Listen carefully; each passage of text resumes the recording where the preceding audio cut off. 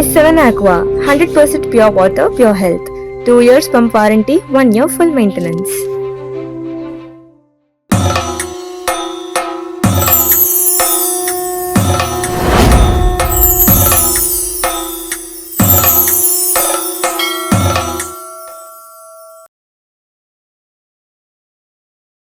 எது செல்வம் அப்படின்னு சொன்னால் நோயற்ற வாழ்வே செல்வம் அப்படின்னு சொல்லுவோம். எல்லா செல்வங்களையும் சொன்னாலும் கூட அந்த செல்வங்களை எல்லாம் அனுபவிப்பதற்கு உடல் நல்லா இருக்கும். உடல் நல்லா இருந்தால் தான் இந்த உலகத்தில் கட்சி வரல இருந்தால் மறுபடியும் பிறவிக்கு வந்துடுவோன்னு. ஆனால் நான் மறுபடியும் பிறவிக்கு வரக்கூடாது என்பதற்காக தெரிந்து என்ற வார்த்தை என்னன்னா, அது என்ன தெரியும்னா, உன்னுடைய திருவடிக்கு வந்தால் தான் நான் மறுபடியும் பிறவிக்கு வரமாட்டேன் அப்படின்னு என்னுடைய அறிவு சொல்லுது. அப்போ என்னுடைய அறிவு எப்படி சொல்லுது அப்படின்னு சொன்னால், ஆரோக்கியமான உடம்பு இருந்தால் தான் இறைவனை கூட தொழ முடியும். அதனால் நோயிற் தொடராமுன், அதில் தொடராமுன் என்பதற்கு என்ன வார்த்தைன்னா, ஒரு இருமலோ சளியோ ஏதோ வந்தால் அது ஓரிரு நாளில் சரியாயிடும், காய்ச்சல்லாம் வந்தால். ஆனால் எனக்கு யாராக வரணும்? குரு, நீயே குருவாக வரணும். நான் எங்கேயும் குருவில் தேடி போக முடியாதியா? இருக்கிற அத்தனை பேர் ஏமாத்திங்கிறான். இந்த முருகனுடைய பாடல்களை படிக்கணும். சரி, எப்படி படிக்கணும்? சிவபுராணத்தில் சொல்லுவாங்க, சொல்லிய பாட்டின் பொருள் உணர்ந்து சொல்லுவார். சரி, சிவபுராணத்தில் மட்டும்தான் அந்த வரி மாணிக்க வாசகர் பண்ணாரா?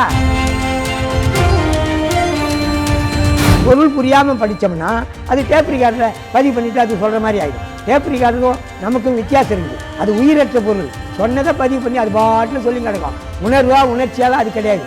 ஆனால் திருவாசகத்தை ஏனோ தானே படித்தார், சிறப்பாக படித்தார், பொருள் தெரிஞ்சு படித்தார், உணர்ந்து படித்தார், மேலே கரையேறினார். அவர் பாரு திருவாசகத்தை ஒரு நாள் ராத்திரி படிச்சுட்டு கரையேறிட்டார், சித்தி அடைஞ்சார். சித்தி அடைந்தவர்களில் எனக்கு தெரிஞ்சு முதலால் ஓம் சரவண பவ. அடியார் பெருமக்களே, முருகனை பற்றி மேலும் சிந்திப்பதற்கு ஒரு பாடல் எடுக்கிறேன். நாம் வாழற இந்த உலகத்தில் எது செல்வம் அப்படின்னு சொன்னால் நோயற்ற வாழ்வே செல்வம் அப்படி என்று சொல்லுவோம். சிறப்பு எல்லா செல்வங்களையும் சொன்னாலும் கூட அந்த செல்வங்களை எல்லாம் அனுபவிப்பதற்கு உடல் நல்லா இருக்கணும். உடல் நல்லா இருந்தால் தான் மன மகிழ்ச்சியோடு அந்த உடலை பயன்படுத்தி நம்ம இன்பத்தை அடைய முடியும். அந்த வகையில் ஒரு பாடலை பார்க்குறோம். நோயிற்றொடராமுன் நொந்து மனவாடாமல் பாயில் கிடவாமல் பாவியேன் காயத்தை ஓர் நொடிக்குள் நீக்கி எனை ஒன் போரூரையா நின் சீரடிக்குள் வைப்பாய் தெரிந்து. இந்த பாடலில் என்ன சொல்கிறாருன்னா, இறுதி நிலையில் தான் சொல்கிறார். உலகியிலும் சொல்கிறாரு, உலகியிலிருந்து நாம் போய் இறுதியில் செய்ய அடைய வேண்டிய இடத்தையும் சொல்கிறார். அது எப்படி சொல்கிறாருன்னா, தெரிந்துன்னு ஒரு வார்த்தை போடுறார். எப்படி தெரியுது அப்படின்னு சொன்னால், எனக்கு தெரியுது இந்த உலகத்தில் கட்சி வரல இருந்தால் மறுபடியும் பிறவிக்கு வந்துடுவோன்னு.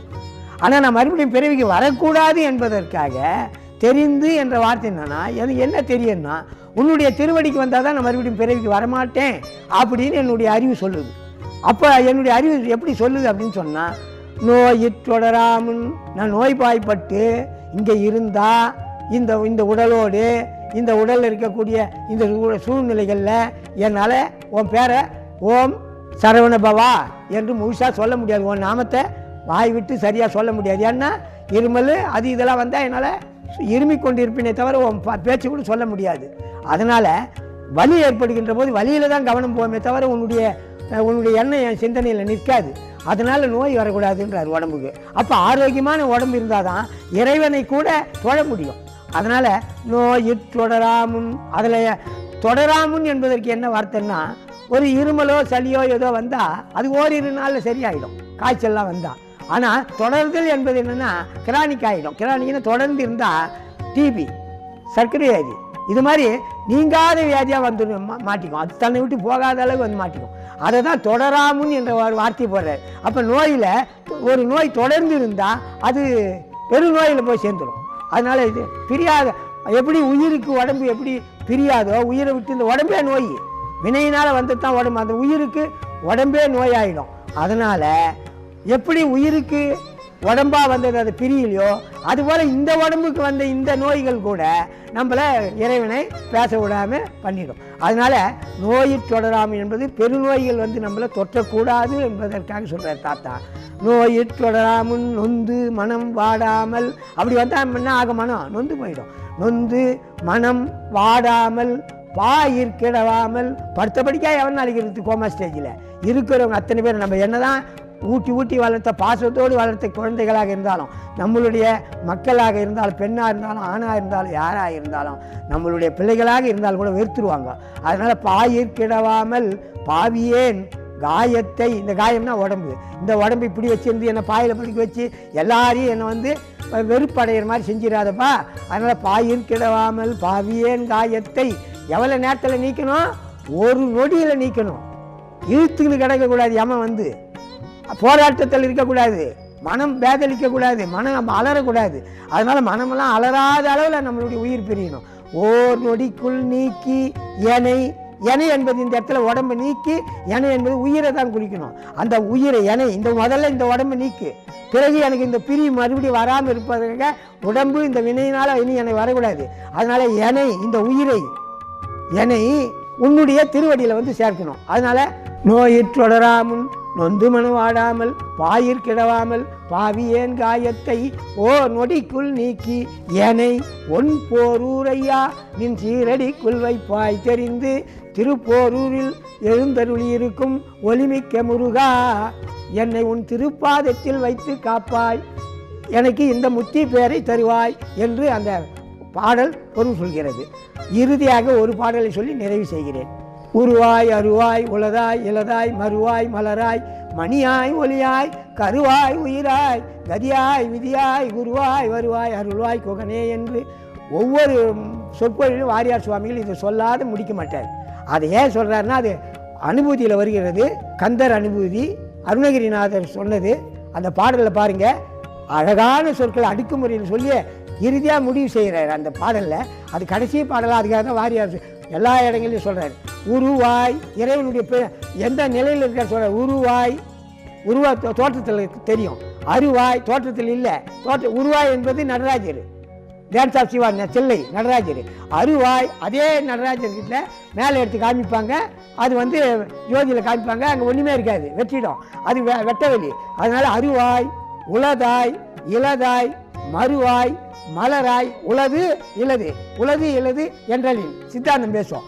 ஆக உளதாக இருக்கிறது, இருக்குதுன்னா இருக்குது, இல்லைன்னா இல்லை. கண்ணுக்கு தெரிஞ்சால் உருவம், கண்ணுக்கு தெரியலன்னா அருவம். அப்போ இருக்குது இல்லை, இருக்குதுன்னா உருவத்தோடு இருக்குது, இல்லைன்னா அறிவத்தோடு இருக்குதுன்னு அர்த்தம். ஆக உருவாய் அருவாய் உளதாய் இலதாய் மறுவாய் மலராய். மலர் எப்போ வரும், அரும்பில் இருக்கும். அப்போ அது முதல்ல தெரியுமான்னா தெரியாது. ஆனால் அரும்பாக இருக்கும்போது மலர் தெரியாது, மலர் வந்தால் அரும்பு இருக்காது. அப்போ மலராய் மணியாய், மணி என்று சொல்கிறாரு. கண்ணுள் இருப்பது மணி, பாப்பா மணி, மணியாய். அது வந்து அது இல்லைன்னா நம்ம அந்த பாப்பானுடைய அந்த இது தெரியலன்னா ஒளி நம்ம பார்க்க முடியாது, பொருள்கள் தெரியாது. அந்த அதுக்கு சமமான முருக. அப்போ மணியாய் ஒளியாய் கருவாய். ஒளி என்பது வெளிச்சம், அந்த வெளிச்சம் தான் கண்ணில் நம்ம எல்லாத்தையும் இந்த பொருள் எல்லாம் விளங்குகிறது. அதனால் மணியாய் ஒளியாய் கருவாய் உயிராய். இந்த உயிர் எங்கேருந்து வரும், கருவாய் தான் வர முடியும். அப்போ கருவாய், கருவிலேயே வரணும். கருவுற்ற நாள் முதலா என்று தேவாரம் பேசுவோம். அங்கேயே நம்ம வரும்போதே அதுக்குரிய புண்ணியத்தை பண்ணியிருந்தால் தான் அது வெளியே நம்ம குழந்தையா பிறந்து வரும்போது சிறப்பாக நம்ம வர முடியும். அதனால் கருவாய் உயிராய், அந்த கருவில் உயிராக வந்தோம். உயிராய் கதியாய். எது கதி, முருகனுடைய திருவடி தான் கதியாக வரணும், மற்றதெல்லாம் அலல் படக்கூடாது வாழ்க்கையில். குருவாய் வருவாய் அருள்வாய் குகனே. எனக்கு யாராக வரணும், குரு, நீயே குருவாக வரணும். நான் எங்கேயும் குருவெல்லாம் தேடி போக முடியாதியா, இருக்கிறோம் அத்தனை பேர் ஏமாத்திங்கிறான், அதனால் அவன்லாம் குருவாக முடியாது. முருகா, இது நமக்காக முன்னாடியே சொல்லிட்டாரு அருணகிரிநாதர், குருவாய் நீதையா குருவாக வரணும், அப்போ நீயே வா. அதனால் குருவாய் வருவாய் முருகா, நீ குருவாய் வருவாய் அருள்வாய் குகனே முருகா. குகனே என்பது முருகா. எத்தனை பேர் நாம ஒன்றா சொல்லலாம், முருகா கந்தா கடம்பா கதிர்வேலா எல்லாத்தையும் சொல்லலாம். ஆக குகன் என்பது முருகன், குகன் என்பதை நாம் அங்கே கடைசியாக பதிவு செய்கிறாரு. இந்த முருகனுடைய பாடல்களை படிக்கணும். சரி, எப்படி படிக்கணும்? சிவபுராணத்தில் சொல்லுவாங்க, சொல்லிய பாட்டின் பொருள் உணர்ந்து சொல்லுவார். சரி, சிவபுராணத்தில் மட்டும்தான் அந்த வரியை மாணிக்க வாசகர் பண்ணாரா அப்படின்னா, எல்லா நூல்களையும் எல்லா சான்றோர்களும் பொருள் புரிஞ்சு படிக்கத்தான் நமக்கு எழுதி வச்சுருக்காங்க. பொருள் புரியாமல் படித்தோம்னா அது டேப் ரிகார்டில் பதிவு பண்ணிவிட்டு அது சொல்கிற மாதிரி ஆகிடும். டேப் ரிகார்டுக்கும் நமக்கும் வித்தியாசம் இருக்குது. அது உயிரற்ற பொருள், சொன்னதை பதிவு பண்ணி அது பாட்டில் சொல்லி கிடக்கும். உணர்வா உணர்ச்சியால் அது கிடையாது. ஆனால் உயிருள்ள நம்ம உயிர் பொருள், டேப் ரிகார்டு இல்லை, நம்ம உயிர் பொருள். அதில் உணர்வு வரும். உணர்வு வரும்போது உள்ளம் மலரும், உள்ளம் கரையும். கரைஞ்சி கரைஞ்சி கரைஞ்சி இந்த உடம்பு, உயிருக்கு வந்த இந்த உடம்பு கரையணும். என்ன லாபம் என்று சொன்னால், படிப்பதனால், பொருள் புரிந்து படிப்பதனால் உள்ளம் உருகணும். உள்ளம் உருகும் போது தான் உண்மை வெளிப்படும். உண்மை என்பது எப்படி இருக்குது? ஜோதியா இருக்குது. இந்த உண்மையை கண்டுபிடிச்சு மேலே போனவர் தான் திருவாசகம். முதல் நாள் இரவு பூரா படித்தார். வள்ளலார் கரையார். எப்படி படித்தார்? திருவாசகத்தை ஏனோ தானே படித்தார். சிறப்பாக படித்தார். பொருள் தெரிஞ்சு படித்தார், உணர்ந்து படித்தார், மேலே கரையேறினார். அவர் பார் திருவாசகத்தை ஒரு நாள் ராத்திரி படிச்சு விட்டு கரையேறிட்டார், சித்தி அடைஞ்சார். சித்தி அடைந்தவர்களில் எனக்கு தெரிஞ்சு முதலால் வள்ளலார் தான். அவர் தான் ஜோதியில் ஜோதி ஆனார் என்று நான் தெரிந்த அளவில் சொல்கிறேன். அதனால் வள்ளலார் பெற்ற பயனை அனைவரும் பெறலாம். எந்த சாமியினுடைய நூலை படித்தாலும் படிங்க. ஆனால் படிப்பதனால் என்ன லாபம் என்று சொன்னால், படித்தால் பதம் அடையணும். எந்த பதம் அடையணும்? சிவபக்தர்கள் சிவபதம் அடையணும், முருக பக்தர்கள் முருகனுடைய திருவடி பற்றணும்.